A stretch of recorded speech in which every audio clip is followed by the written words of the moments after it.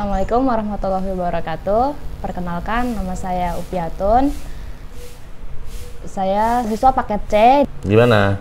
Upiatun mau apa? Ada mau ditanyakan? Ada. Apa?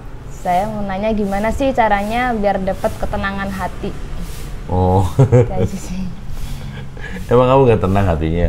Iya, kadang ada kegelisahan-kegelisahan yang membuat saya nggak tenang itu dalam pikiran, hati, gitu-gitu.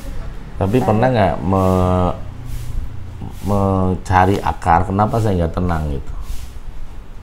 Kamu ini nggak tenang, nggak tenangnya kenapa gitu? Itu sih karena lingkungan, orang tua, gitu-gitu banyak sih. Oh, tidak sesuai apa yang diharapkan iya, ya? tidak sesuai apa yang diharapkan dan kepikiran yang berkepanjangan. Ya, memang manusia itu sebenarnya secara fitrahnya itu nggak tenang, gampang panik. Nah itu, jadi manusia normal, manusia umum itu kata-kata kalau dalam Al-Quran tuh Anas itu manusia itu artinya salah satu cirinya adalah dia tuh nggak tenang, gampang gelisah, gampang panik. Nah itu namanya Anas ya manusia. Nah bagaimana caranya untuk kita nggak mudah panik, nggak mudah tenang ya? Kalau kita kembali kepada panduan kita di buku apa yang namanya Ubi? Awareness of Ramadan. Of Ramadan ya. Ada beberapa pola ya. Yang pertama adalah kita ya harus mengingat pemilik seluruh alam semesta ini adalah Allah dengan cara berzikir, dengan cara afirmasi ya, dengan cara-cara yang afirmasi itu kan kayak zikir, mantulin kan ya. Kayak kita pantulkan bahwa ya bahwa kita ini memang punya masalah, tapi ada solusinya kalau kita ya ingat. Zikir itu kan dari kata ingat, mengingat Allah gitu. Ingat bahwa aku ini punya masalah besar ya Allah, tapi engkau tuh maha besar. Itu ingat di situ. Jadi ingat tuh itu ya salah satunya yang memang kalau level yang paling basic itu mengingat tuh ya dengan cara Allah. Itu ya emak saya juga bisa ngomong Allah itu. Tapi yang lebih filosofis, yang lebih tinggi, mengingat Allah kita menemukan kesadaran bahwa aku nih punya masalah rumah tangga, masalah orang tua tuh besar banget.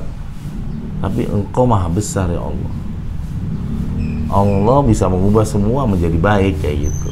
Nah, kita harus menemukan kesadaran itu dulu. Kalau kita lupa menemukan di situ, mau nyari kemanapun, kita tuh nggak bisa tenang. Ya, jadi kita nih mudah gerasa gerusu, panik, kita juga mudah terprovokasi oleh keadaan, bahkan oleh pikiran kita sendiri kan, gitu. Nomor satu itu dulu, kamu temukan bahwa aku nih punya masalah, gitu loh, masalah yang tadi kamu sebutin. Nah, baru kamu bandingkan bahwa ternyata masalahku ini nggak ada apa-apanya jika aku ingat padamu ya Allah gitu. Tapi ketika aku lupa padamu ya Allah, masalah gede banget gitu loh. Itu. Saya contoh ada orang yang punya utang 4 miliar. Ya saya juga bilang 4 miliar itu bukan angka kecil. Miliar itu gede banget. Tapi Allah itu maha besar. Kalau ibu yakin Allah itu maha besar, maka 4 miliar jadi kecil.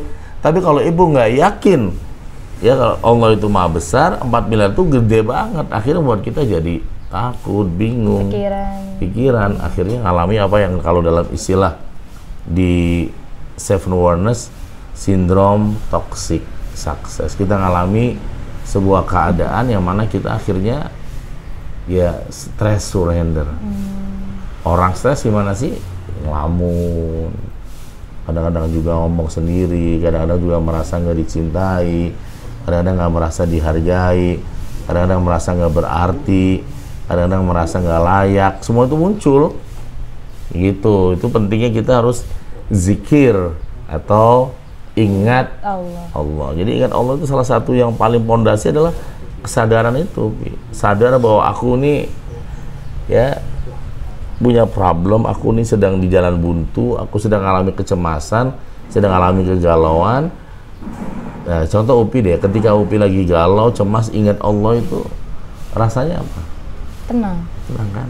Tapi membuat kamu kemarin kayak cemas atau bingung kan lagi nggak ingat. Iya sih. ingatnya apa? Masalah. Masalah yang diingat. Ya, ingatnya masalah. Coach Nako ya nggak masalah, banyak ya, banyak ya. Maka bagaimana setelah itu? Setelah itu baru kata Allah di Al-Quran itu, iyyaka na'budu wa iyyaka nasta'in. Jadi sebelum kamu minta, kamu ibadah dulu itu. Jadi jangan minta dulu, harusnya tunjukkan kerjanya dulu, baru minta hasil.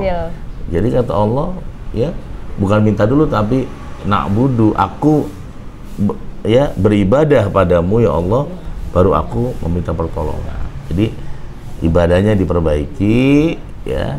Yang kedua, ya doanya juga jangan putus, gitu. Insya Allah ya, masalah-masalah yang Upi hadapi ini guys, ini sebenarnya masalah umum ya, masalah orang lain juga ngalami situasi di mana batin harus berjuang ya kan, situasi di mana keadaan ini harus luar biasa ya begitu. Nah itu kalau Upi praktekkan itu, insya Allah jauh lebih kuat ya. Ini kalau kamu biarkan perasaan nggak tenang ini bahaya, membuat kamu akhirnya down. Ya self talk, lama-lama mentality down, lama-lama give up, akhirnya mati sebelum waktunya ya. Itu jiwa. Ya, hatinya sudah mati duluan, badannya belum mati. Nah ini kan sayang gitu. Jadi jangan sampai pengalaman Mbak Upi ini dialami oleh Anda dan Anda biarkan. Mbak Upi kebetulan sudah menanyakan dan semoga mempraktekannya sehingga nanti insya Allah hatinya bisa tenang kembali. Amin ya. Amin. Ya. Dan Mbak Upi ngajak dong teman-teman biar yang pada putus sekolah biar sekolah di sini. Teman-teman, kalau teman-teman putus sekolah, silahkan datang ke Nakoi School di Kodlikat TNI Buaran, Serpong, Tangerang Selatan. Ya itu ya. Kamu kelas apa? Kelas SMA kelas 1. Berarti C ya? Ya, pakai C. Jadi pakai C nih. Jadi jangan malu, jangan merasa tertinggal. Ya, gabung aja walaupun beda nasab ya, teman-teman beda keluarga, tapi insya Allah satu nasib di sini. Nasibnya apa? Menjadi orang sukses di atas rata-rata ya. Terima kasih Mbak Upi, tutup dong silakan, dan jangan lupa suruh like, share, and subscribe YouTube Nakoi. Sekian teman-teman, jangan lupa like, share, and subscribe. Thank you. Wassalamualaikum warahmatullahi wabarakatuh.